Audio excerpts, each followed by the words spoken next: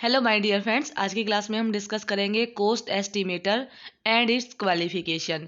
यानी कि जो एस्टिमेटर जो होता है एस्टिमेट करने के लिए यूज़ किया जाता है, जिसमें कि हम प्रोडक्ट की कॉस्ट को निकालते हैं एक्चुअली में मैन्युफैक्चरिंग होने से पहले। तो उसके लिए एक एस्टिमेटर होता है जो कि एस्टिमेट करता है, और वो क्वालिफाइड होना चाहिए, टेक्निकल होना चाहिए, तो उसको नॉलेज होनी चाहिए डिफरेंट डिफरेंट फील्ड की। तो उसी की क्या क्वालिफिकेशन है और वो होता क्या है, वही डिस्कस करेंगे।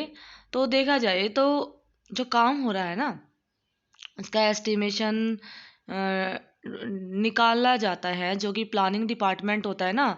क्योंकि वो ये है कि प्रेफर किया जाता है कि हमें काम करने से पहले ही उसका एस्टिमेट लग जाए, हमें पता लग जाए कि हाँ, इससे ये आउटपुट मिलने वाली है।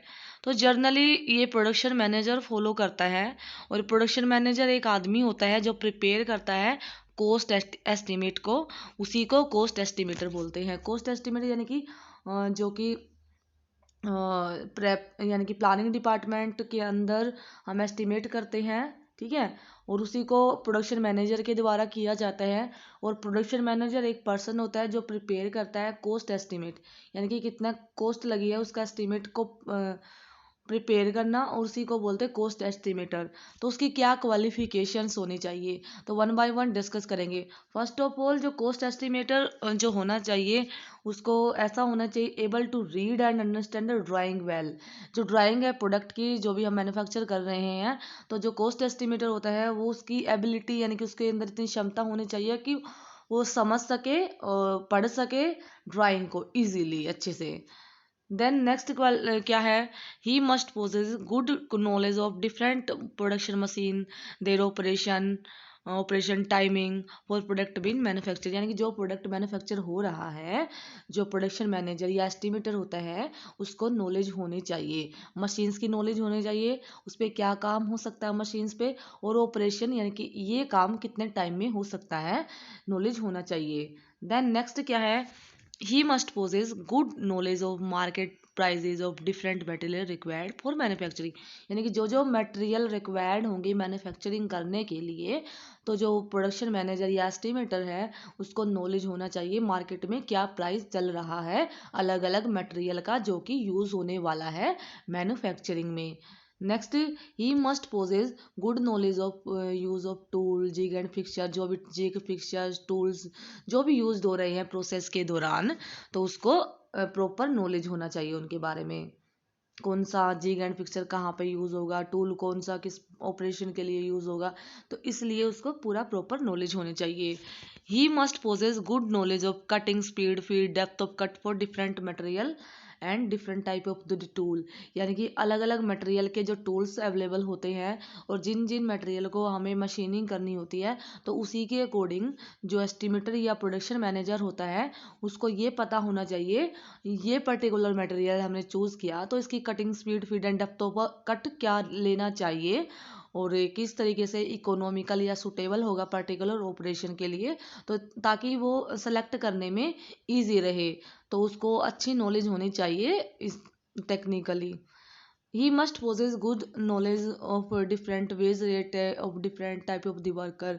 यानी कि जो भी कंपनी या इंडस्ट्री ऑर्गेनाइजेशन होता है, तो वहाँ में अलग अलग टाइप के वर्कर अवेलेबल होते हैं, जैसे कि सेमी स्किल्ड, स्किल्ड, अनस्किल्ड। तो उनके लिए उनको जो भी प्रोडक्शन मैनेजर होता है, उनको ये नॉलेज होना चाहिए कि वेज रेट क्या रहा है। कोई पर्टिकुलर पर्सन काम दे रहे हैं, तो उसको उसका कितना पैसा मिलेगा, तो उसी के अकॉर्डिंग उसको काम देना, उसी के अकॉर्डिंग उसको सिखाना, और उसकी क्या क्वालिटीज़ हैं, क्वालिफिकेशंस हैं, तो उसके अकॉर्डिंग उनको वेज डिसाइड करना। He must possess good knowledge of mensuration. यानी कि उसको पर्टिकुलरली जो मैंसुरेशंस होती है उसकी प्रॉपर नॉलेज होनी चाहिए mathematically. He must know procedure of conducting time and motion studies.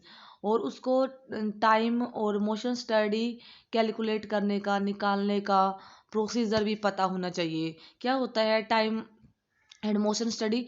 Motion study में हम जो भी पर्टिकुलर हैंड का मूवमेंट है, लेग का मूवमेंट है, तो पर्टिकुलरली मूवमेंट को चेक करते हैं हम। और जो टाइम के अंदर हम एस्टिमेट लगाते हैं, कैलकुलेट करते हैं पर्टिकुलरली कोई वर्कर है या मशीन है कितना टाइम ले रही है किसी पर्टिकुलर ऑपरेशन को करने के लिए, तो ये एक्सपेरिमेंटली किया जाता है, टाइम स्टैंडर्ड टाइम निकाला जाता है, उसी के अकॉर्डिंग फॉलो किए जाते हैं ये rules. Next, he must possess good knowledge of different type of allowances of time, process allowances, rest and personal allowances, special allowances। देखो, जब भी काम कर रहे हैं तो वहाँ पे कुछ ना कुछ अलाउंसेस ऐड करना होता है। मशीन्स को भी चाहिए प्रोसेस अलाउंसेस, जो मशीन को सेटअप करने के लिए या उसको जॉब को निकालने के लिए, बिकॉज जो काम करेगी वो सिर्फ रनिंग कंडीशंस में करेगी, बट उसके लिए अलाउंसेस सेट करने होते हैं कि इसी पर्टिकुलर मशीन का सेटअप टाइम ये है, तो उसी के अकॉर्डिंग अलाउंस दिया जाता है। और दूसरा, जो वर्कर काम करने वाले हैं उसको रेस्ट या पर्सनल अलाउंसेस दिए जाते हैं, जिसमें कि वो रेस्ट कर सके अगर उसको रिक्वायरमेंट है, कुछ जैसे ब्रेक मिलता है, टी ब्रेक या कुछ पर्सनल काम करने के लिए अपने, जैसे कि टॉयलेट जाते, वॉशरूम जाते, तो उनके लिए उनको टाइम चाहिए थोड़ा सा, तो उसके लिए अलाउंस ऐड किया जाता है। और कुछ स्पेशल अलाउंस भी ऐड किए जाते हैं जो भी रिक्वायरमेंट के अकॉर्डिंग सेट करे जाते हैं। ये एक्सपेरिमेंटली या अकॉर्डिंग टू एक्सपीरियंस होता है जो कि प्रोसेस में दिया जाता है। He must be qualified technical person, जो प्रोडक्शन मैनेजर या फिर जो एस्टिमेटर है उसको एक क्वालिफाइड टेक्निकल पर्सन होना चाहिए, और उसको अच्छी नॉलेज होनी चाहिए cost accounting and official accounting procedure, यानी कि कॉस्ट कैसे हम निकाल सकते हैं, ऑफिशियल अकाउंट प्रोसीजर क्या होना चाहिए, तो इस तरीके से उसका प्रॉपर नॉलेज होना चाहिए। आई थिंक आपको डिस्कशन हेल्पफुल लगा है।